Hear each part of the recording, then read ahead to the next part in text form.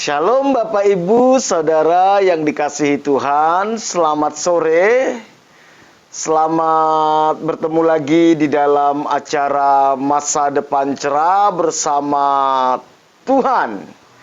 Suatu sukacita bagi saya bisa menyapa Bapak Ibu Saudara di sore hari yang berbahagia ini. Doa saya kiranya Tuhan yang senantiasa memberikan kepada kita kekuatan dan sukacita. Ya, Bapak Ibu Saudara yang dikasihi Tuhan, sebelum kita merenungkan firman Tuhan pada sore hari ini, saya mau mengajak kita satukan hati, kita berdoa, kita minta pimpinan Tuhan, kita minta hikmat Tuhan, supaya pemberitaan firman Tuhan sore hari ini bisa menjadi berkat bagi kita semua. Mari kita berdoa. Bapa kami yang di sorga, yang kami sembah di dalam nama Tuhan Yesus Kristus, Tuhan pencipta langit dan bumi dan segala isinya, Tuhan yang berdaulat atas alam semesta, Tuhan yang berdaulat atas jagat raya ini, Tuhan yang mengasihi kami. Engkau yang telah menebus dan menyelamatkan kami lewat pengorbanan Tuhan Yesus Kristus di atas kayu salib. Kami bersyukur kalau sampai saat ini Tuhan masih izinkan kami menikmati hidup kami, untuk melakukan segala aktivitas kami. Kami percaya Tuhan punya rencana atas hidup kami. Bawa kami terus masuk ke dalam rencana Tuhan. Kalau sebentar kami mau merenungkan kebenaran firman-Mu, Roh Kudus, Sang Guru Agung kami, biar Engkau yang mengajari kami akan kebenaran-Mu sampai kebenaran itu memerdekakan kami. Dimanapun anak-anak-Mu yang sedang mendengarkan renungan ini, Tuhan sendiri yang berbicara lewat hidup mereka. Kami sambut firman-Mu dalam nama Tuhan Yesus, kami berdoa kepada Bapa di sorga. Amin. Bapak Ibu Saudara yang dikasihi Tuhan, tema renungan kita pada sore hari ini adalah integritas. Integritas ini sesuatu yang mudah untuk dikatakan, tetapi sangat sulit untuk dilakukan di dalam hidup kita sehari-hari. Dan integritas ini sangat menentukan kualitas hidup kita. Saya mau mengajak kita membaca Alkitab kita di dalam Injil Matius. Injil Matius pasal 5 ayat 37. Nanti dilanjutkan di Injil Matius 22 ayat 35 sampai 37. Matius pasal 5 ayat 37 mengatakan, jika iya, hendaklah kamu katakan ya. Jika tidak, hendaklah kamu katakan tidak. Apa yang lebih daripada itu berasal dari si jahat. Matius 22 ayat 35 sampai 37. Dan seorang dari mereka, seorang ahli Taurat bertanya untuk mencobai dia, Guru, hukum manakah yang terutama dalam hukum Taurat? Jawab Yesus kepadanya, kasihilah Tuhan Allahmu dengan segenap hatimu, dengan segenap jiwamu, dengan segenap akal budimu. Bapak Ibu Saudara yang dikasihi Tuhan, suatu saat ada seorang bapak yang mempunyai kebiasaan membawa anak laki-lakinya ke toko setiap pagi untuk membeli koran. Kebetulan jarak antara rumahnya dengan tempat untuk membeli koran itu cukup jauh. Cukup jauh. Apalagi kalau mereka melaluinya dengan jalan kaki, tentu cukup melelahkan. Suatu hari tanpa sengaja si bapak mengambil 2 buah koran. Tanpa sengaja. Walau ia hanya membayar 1 koran, tapi dia tidak sadar kalau dia sedang mengambil 2 koran, dia bayar 1 koran. Setelah beberapa lama mereka berjalan menuju rumah, sudah cukup lama waktunya, barulah sang bapak ini menyadari bahwa dia sedang membawa 2 koran. Padahal tadi dia membayar 1 koran. Menyadari hal itu, bapak ini mulai berpikir dan akhirnya dia memutuskan untuk kembali ke toko tersebut. Walaupun jaraknya cukup jauh, walaupun si penjual koran tidak tahu kalau bapak ini sedang mengambil 2 koran, tapi bapak ini memutuskan untuk kembali ke toko beserta anaknya dan membayar sisanya. Mengapa dia tidak mengembalikan 1 koran lagi? Harusnya kan dia kembalikan aja. Dia berkata, maaf saya tadi ngambil 2 koran. Dia membayar karena ia menganggap apa yang dia lakukan itu telah merugikan orang lain. Walaupun tidak sengaja. Sudah merugikan orang lain walaupun tidak sengaja.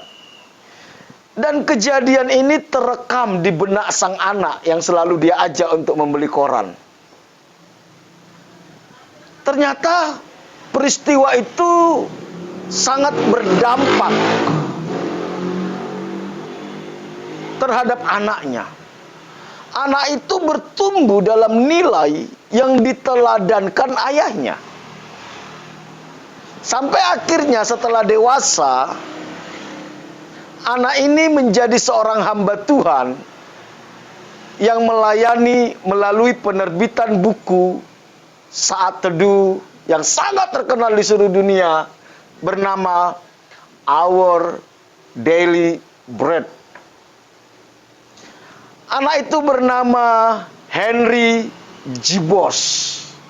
Henry Gibos. Kenapa dia memutuskan untuk menjadi hamba Tuhan? Karena dia melihat teladan integritas yang ada di dalam diri papanya. Di lain pihak ada sebuah kisah juga.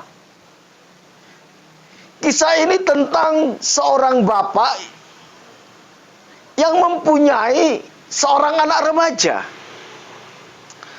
Anak laki-laki ini sangat mengagumi ayahnya. Ayahnya ini adalah seorang Yahudi yang taat dalam beragama. Sangat taat dalam beragama.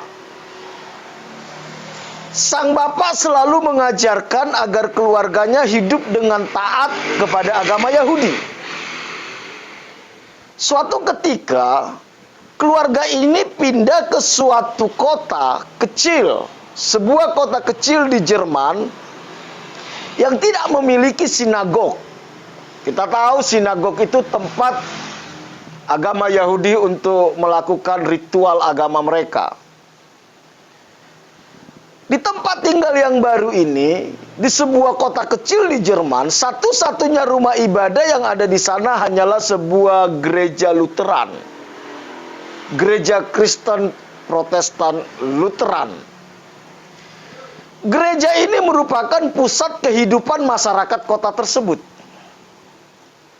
Semua warga yang terhormat dari kota tersebut pasti menjadi anggota gereja tersebut. Jadi orang-orang penting, pejabat, orang-orang kaya itu menjadi anggota dari gereja Lutheran yang ada di kota itu. Suatu hari sang bapak yang merupakan penganut fanatik dari agama Yahudi mengumumkan kepada keluarganya bahwa mereka harus meninggalkan tradisi Yahudi dan menjadi jemaat gereja Lutheran itu. Tentu mendengar pengumuman dari sang ayah atas keputusannya untuk mengikuti ibadah di gereja Lutheran, membuat seisi rumah itu terkejut. Dan mereka mulai mempertanyakan alasan mengapa ayahnya memutuskan untuk pindah kepada gereja Lutheran itu. Padahal selama ini ayahnya sangat ketat di dalam mengikuti agama Yahudi. Sang ayah menjelaskan bahwa keputusan tersebut akan mendatangkan kebaikan bagi bisnisnya. Jadi motivasi dari bapaknya ini, sang ayah ini pindah ke gereja Lutheran itu untuk dia bisa mengamankan bisnisnya, karena semua orang-orang penting, semua orang-orang terhormat di dalam kota itu menjadi anggota jemaat dari gereja Lutheran tersebut. Dan hal ini mengguncangkan penghargaan si anak terhadap ayahnya. Sang anak merasa bahwa ayahnya itu kehilangan integritas, saudara. Ia merasa sangat kecewa karena si ayah dengan mudah meninggalkan keyakinan agamanya hanya demi kepentingan bisnis. Dia kecewa sekali. Kenapa hanya gara-gara bisnis dia meninggalkan keyakinannya? Akhirnya setelah ia dewasa, ia pergi menuntut ilmu ke Inggris. Sang anak muda ini. Di sana ia menuliskan gagasannya tentang agama. Dia mulai membuat gagasan tentang agama, saudara. Dan saudara tahu siapa anak muda itu? Anak muda itu adalah Karl Marx. Semua kita tahu siapa dia. Karl Marx, seorang ateis yang menulis bahwa agama merupakan candu bagi rakyat. Agama merupakan candu bagi rakyat. Bapak, Ibu, Saudara, dari kedua kisah di atas yang sudah saya ceritakan tadi, kita dapat melihat bahwa keputusan kecil untuk memilih atau mengabaikan integritas dapat membawa dampak yang sangat besar bagi kehidupan seseorang. Seorang ayah yang memiliki integritas itu bisa melahirkan seorang hamba Tuhan yang bernama Henry G. Boss. Dan karyanya berdampak bagi banyak orang. Tetapi seorang ayah yang tidak mempunyai integritas itu pun bisa berdampak bagi anaknya, sehingga anaknya menjadi ateis. Memang Karl Marx memiliki pemikiran-pemikiran yang sangat brilian dan sampai saat ini masih diakui oleh dunia, saudara. Jadi integritas itu sangat punya dampak yang luar biasa, khususnya kepada orang-orang yang ada di sekitar kita. Bapak Ibu masih ingat beberapa waktu yang lalu saya sampaikan menurut sebuah penelitian yang dilakukan di Amerika, kenapa anak-anak muda meninggalkan gereja? Itu penyebab utamanya itu 50% lebih itu karena keteladanan sang hamba Tuhan. Mereka tidak lagi menemukan hamba Tuhan yang punya integritas.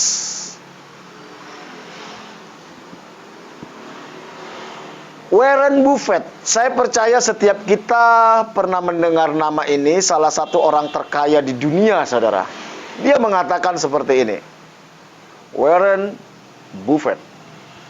Dalam mencari orang untuk dipekerjakan, Anda mencari 3 kualitas, dia bilang. Kalau saudara ingin mencari orang yang untuk saudara pekerjakan, menjadi pegawai, menjadi orang kepercayaan, Ada 3 kualitas yang harus saudara temukan dalam orang itu.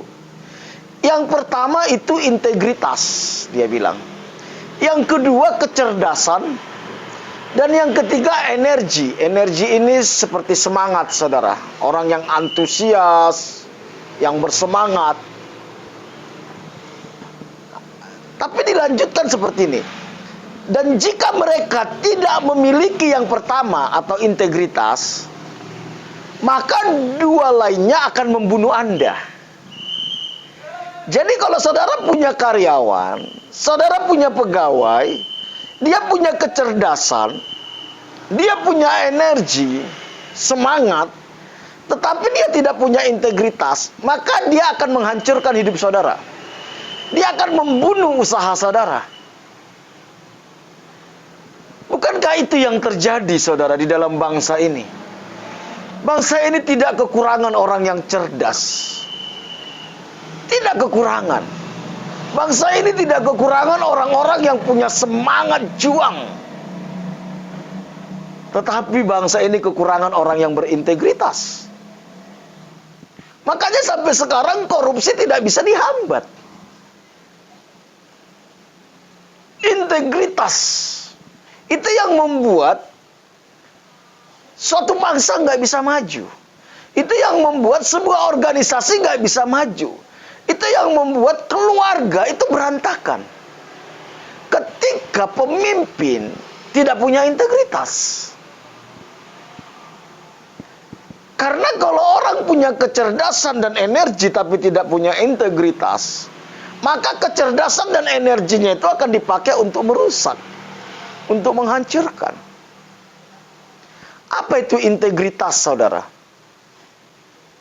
Integritas itu berasal dari bahasa integral. Integral. Kalau menurut Kamus Besar Bahasa Indonesia, integritas itu artinya komplit, utuh, sempurna, tidak ada kurangnya. Itu integritas. Komplit, utuh, sempurna, dan tidak ada kurangnya. Jadi integritas itu adalah hidup tanpa cacat celah. Dan karakter inilah yang Tuhan sedang cari sebenarnya. Karakter ini yang Tuhan cari. Ketika Tuhan temukan orang yang punya integritas, maka orang itu akan dipakai Tuhan untuk mempengaruhi sebuah kota, sebuah bangsa, sebuah keluarga. Makanya dalam Injil Matius pasal 5 ayat 48 dikatakan seperti ini. Tuhan Yesus bilang gini, "Karena itu haruslah kamu sempurna, sama seperti Bapamu yang di sorga adalah sempurna." Sebenarnya yang Tuhan tuntut di sini integritas, saudara. Yang Tuhan tuntut di sini integritas. Komplit, utuh, sempurna. Makanya di ayat pembacaan kita tadi di atas, saudara, di awal, di dalam Matius 5 ayat 37 dikatakan, "Jika iya, hendaklah kamu katakan iya. Jika tidak, hendaklah kamu katakan tidak." Lebih dalam lagi dikatakan Matius 22, jawab Yesus kepadanya, "Kasihilah Tuhan Allahmu dengan segenap hati, dengan segenap jiwa, dengan segenap akal budi." Artinya apa? Integritas itu adalah apa yang ada di dalam hati kita, sama dengan apa yang ada dalam pikiran kita, sama dengan apa yang kita lakukan, sama dengan apa yang kita katakan. Itulah integritas. Memang tidak mudah, saudara. Tidak mudah untuk menemukan orang yang berintegritas. Tidak mudah. Seringkali kita menemukan orang mengatakan A, tetapi dalam hatinya belum tentu itu. kalaupun dia katakan itu sama dengan apa yang ada dalam hatinya, belum tentu ia lakukan itu. Seringkali seorang bapak melarang anaknya untuk berbohong, tetapi bapak sendiri berbohong. Itu sebenarnya dia sudah tidak punya integritas. Seringkali kita dengan mudah mengatakan kita harus mengampuni, sementara kita nggak mau mengampuni. Berarti apa yang kita yakini, dengan apa yang kita katakan, dengan apa yang kita lakukan tidak sama. Tidak sama. Inilah seringkali yang menjadi masalah dalam kehidupan, saudara. Ketika tidak lagi ditemukan integritas itu, maka itu akan merusak kehidupan manusia, merusak rasa percaya manusia, sehingga kita saling curiga satu dengan yang lain. Ketika kita mulai saling curiga, itu sebenarnya menghabiskan, menguras energi kita untuk hal-hal yang tidak bermanfaat. Dan itu bisa mematikan potensi kita, saudara.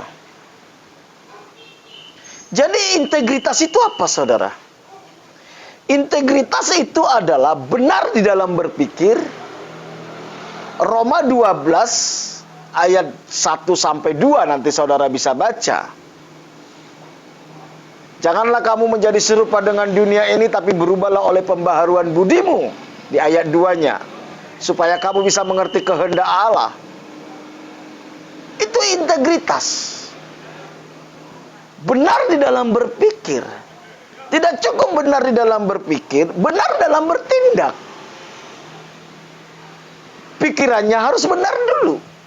Kalau pikiran kita sudah salah, maka tindakan kita pun salah. Benar di dalam perkataan. Dan yang terakhir, benar di dalam keberadaan kita. Itu integritas. Seringkali pikiran kita sudah benar.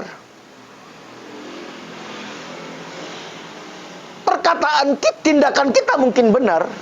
Tapi kadang perkataan kita yang nggak benar, saudara. Jadi memang integritas itu tidak mudah, saudara. Tidaklah mudah. Tidak mudah. Karena kita harus menjaga bagaimana pikiran kita ini benar. Benar ini juga kita harus hati-hati. Tentu standar kebenaran kita bukan kebenaran pada umumnya manusia. Kebenaran kita haruslah kembali kepada firman Tuhan. Benar menurut firman Tuhan. Pikiran kita harus benar menurut firman Tuhan. Tindakan-tindakan kita harus benar di dalam firman Tuhan. Perkataan, cara kita berkomunikasi pun harus benar menurut firman Tuhan. Seringkali kita miss di salah satu ini, saudara. Sehingga keberadaan kita pun benar, saudara. Benar. Seringkali kita suka kompromi. Muncullah istilah bohong demi kebaikan. Bohong demi kebaikan itu sebenarnya sudah melanggar integritas. Oke. Jadi integritas itu di situ, saudara. Benar di dalam berpikir, benar di dalam tindakan, benar di dalam perkataan atau berkomunikasi.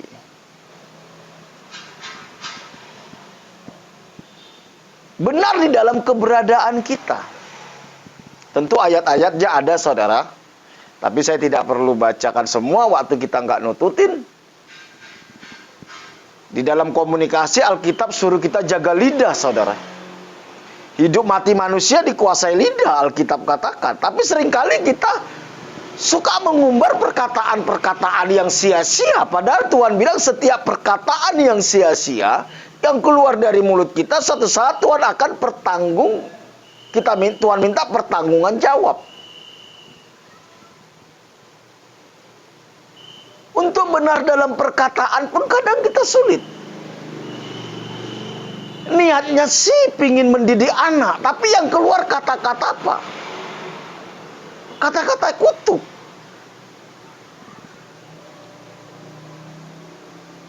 Kata-kata negatif. Kata-kata penghakiman. Di sini kita sudah gagal di dalam menjaga integritas kita, saudara. Belum lagi tindakan-tindakan kita. Niat hati kita sih baik, tapi cara kita melakukan bisa salah, saudara. Makanya sering disalah mengerti orang.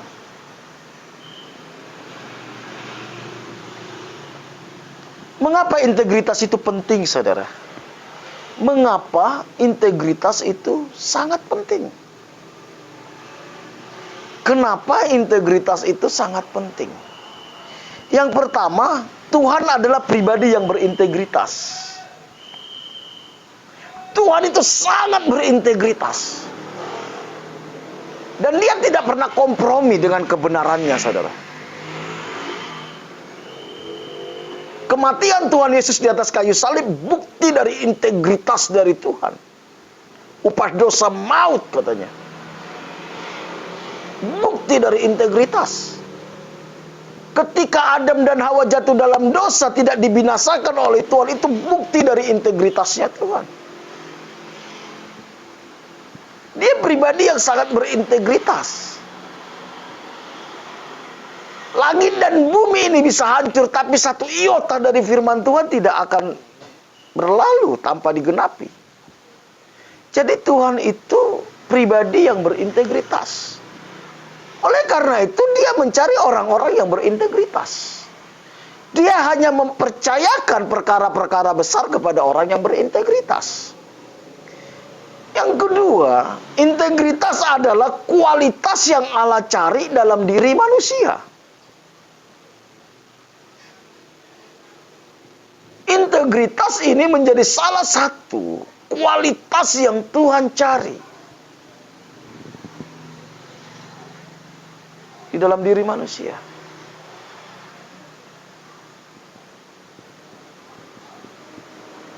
Kalau kita lihat di Alkitab, orang-orang yang dipakai oleh Tuhan, orang-orang yang dipakai oleh Tuhan, yang membuat sejarah, saudara,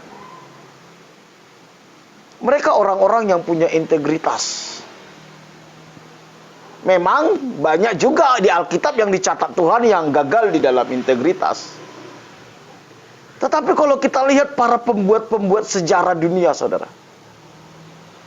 Daniel, orang yang punya integritas luar biasa, saudara. Ayub, Yusuf, semua kita tahu tentang Yusuf.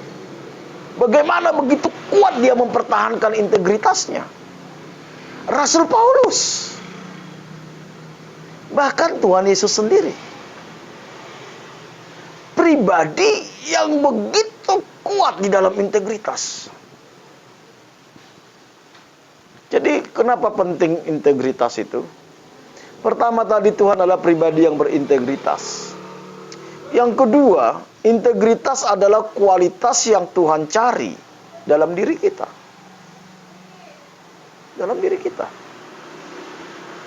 Yang ketiga, tanpa integritas kita tidak mungkin bisa menemukan potensi terbaik kita.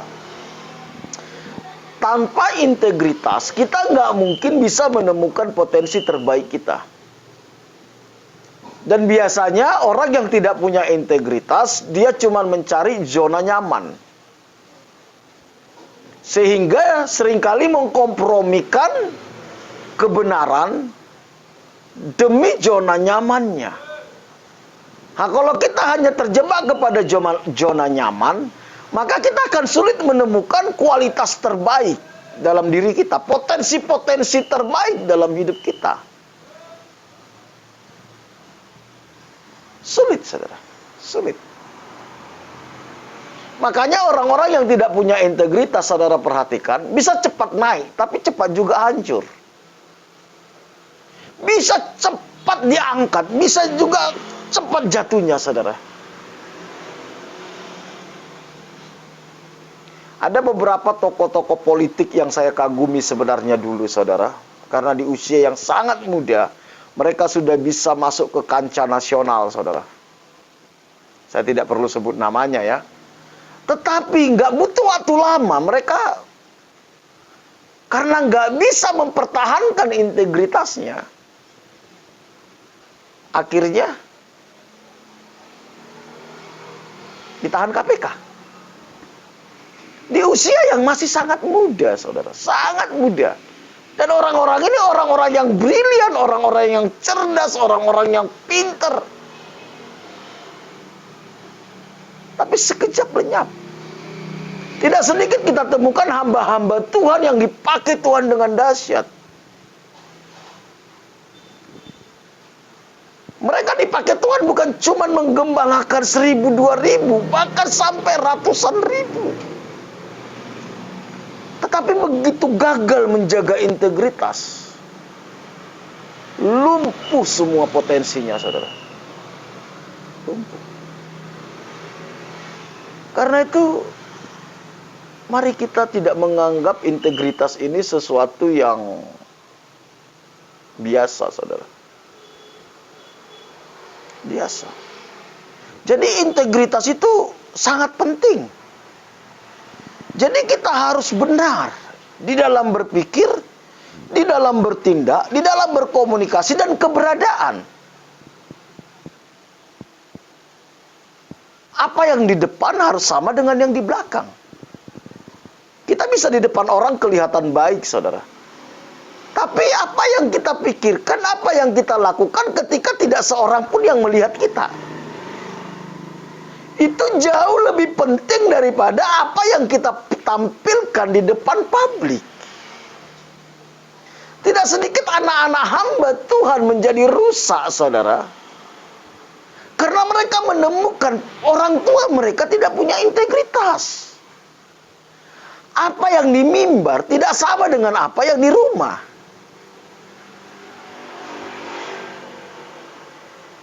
Saya kebetulan sejak tahun 2001, saat itu saya sebenarnya masih baru-baru bertobat. Tuhan percayakan saya menangani beberapa anak hamba Tuhan yang kena narkoba, seks bebas, saudara. Tuhan percayakan. Ketika saat itu saya nggak percaya kalau anak hamba Tuhan bisa rusak, karena saya tidak ada latar belakang hamba Tuhan keluarga besar saya, saudara. Mama saya itu penyembah berhala.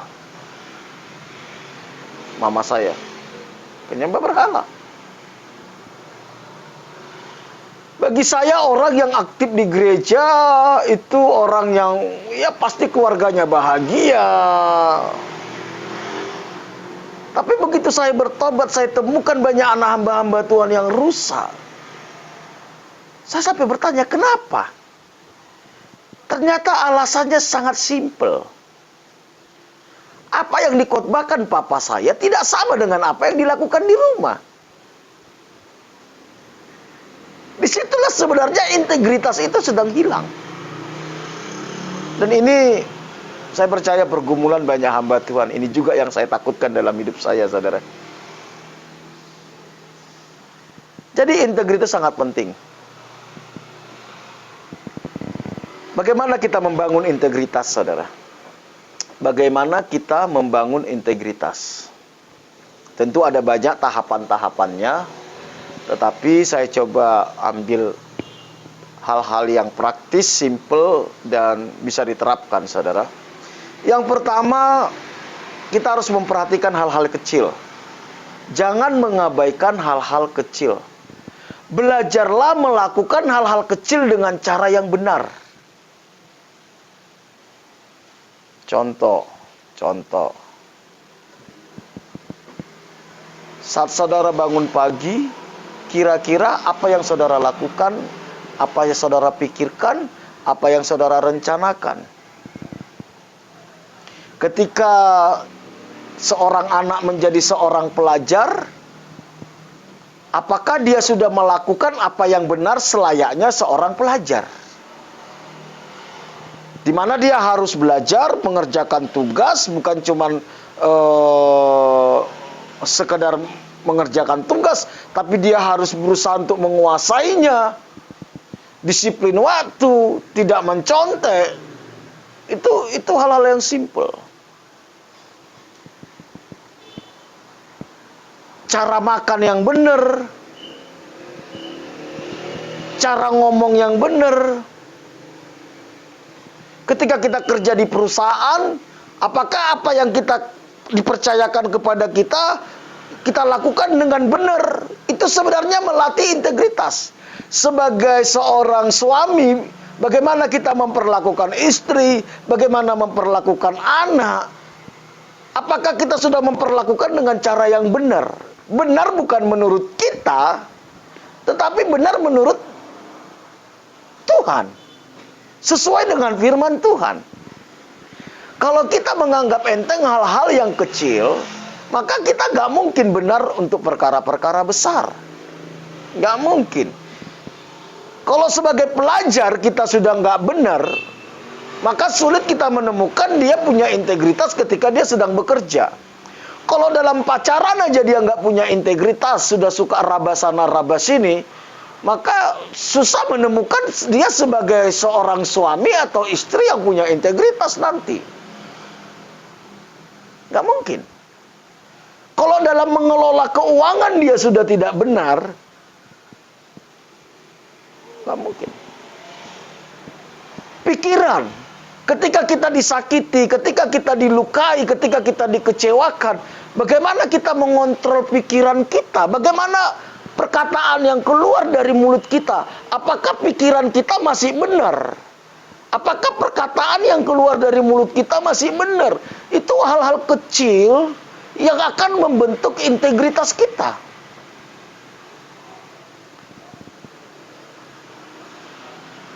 Ketika kita diperhadapkan untuk melakukan dosa, di mana saat itu tidak seorang pun yang melihat kita, apakah kita masih benar meresponinya? Nah, itulah sebenarnya langkah-langkah kecil untuk kita membangun integritas, saudara. Ketika kita dirugikan, bagaimana reaksi kita? Kalau kita gagal di sini, saudara, maka kita akan sulit membangun integritas hidup kita. Dan saya mau kasih tahu, ketika kita berjuang membangun integritas, kesempatan untuk melakukan kesalahan itu sepertinya terbuka lebar. Kesempatan untuk hidup dalam dosa itu terbuka lebar, saudara. Tapi disitulah sebenarnya Tuhan sedang membentuk integritas kita.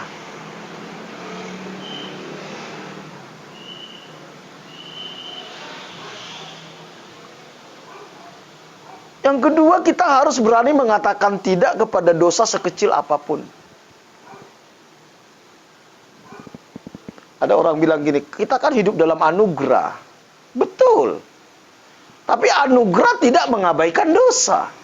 Kalau kita bermain-main dengan dosa, berarti kita tidak menghargai anugerah. Kita menganggap rendah anugerah, kita menganggap rendah pengorbanan Kristus. Kalau kita menghargai pengorbanan Kristus, menghargai anugerah, maka dosa itu bukan lagi kenikmatan bagi kita, tapi penderitaan bagi kita. Disitulah integritas itu akan terbangun.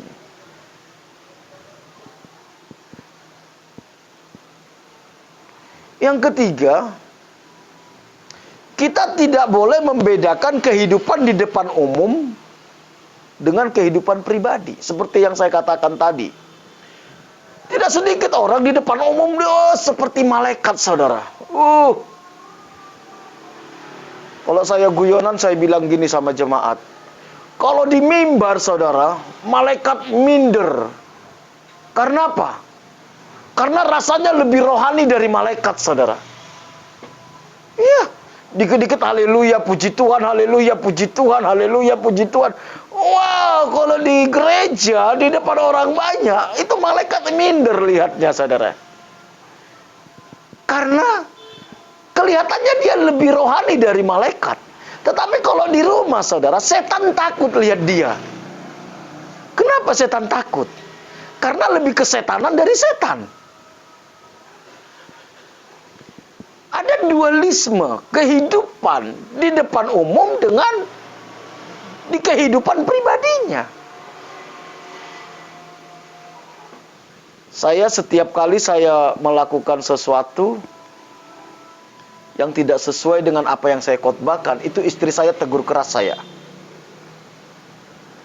Loh, kemarin khotbahnya kayak gitu. Waduh, itu menyakitkan sekali bagi saya, saudara.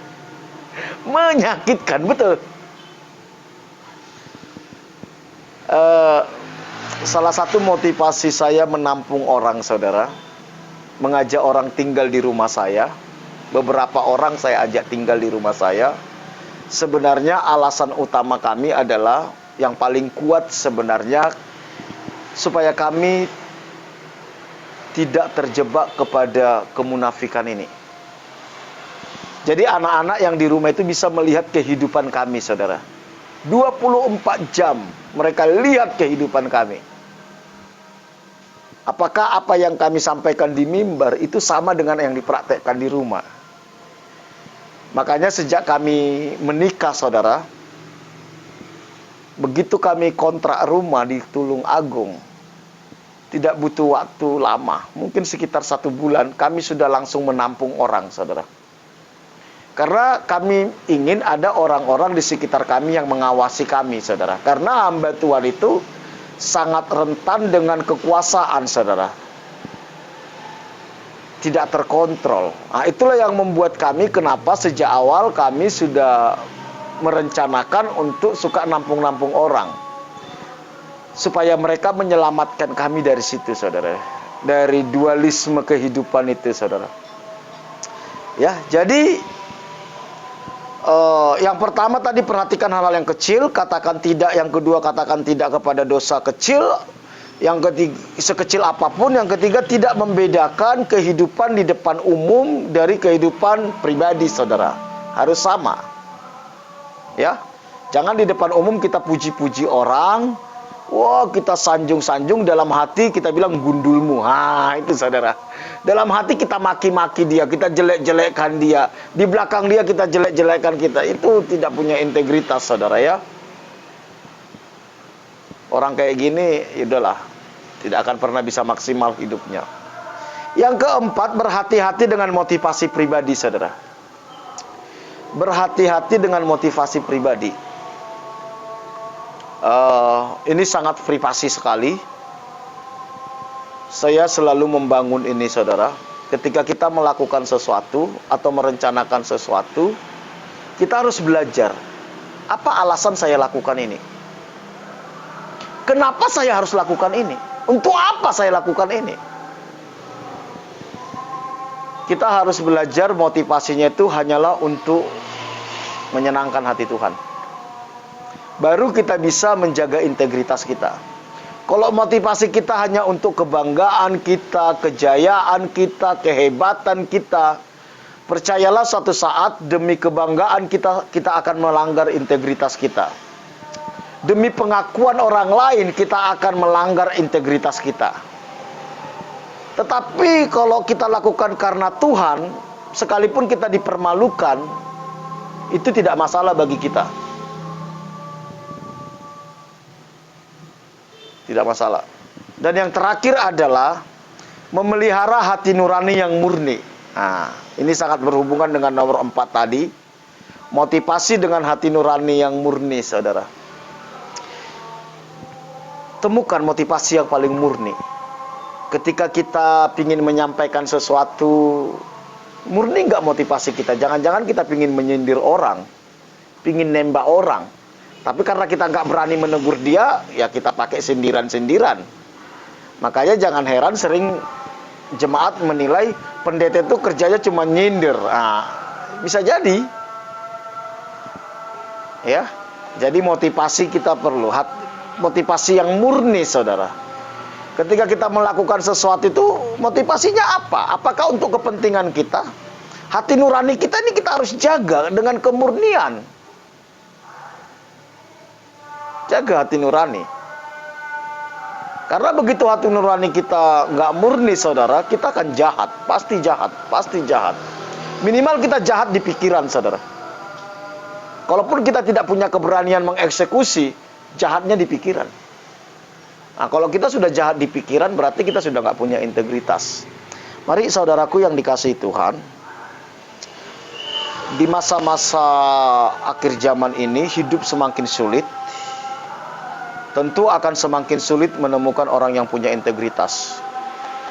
Orang akan melakukan apa saja demi mempertahankan hidupnya, demi mempertahankan karirnya, demi mempertahankan nama besarnya, demi mempertahankan apa yang dia perjuangkan.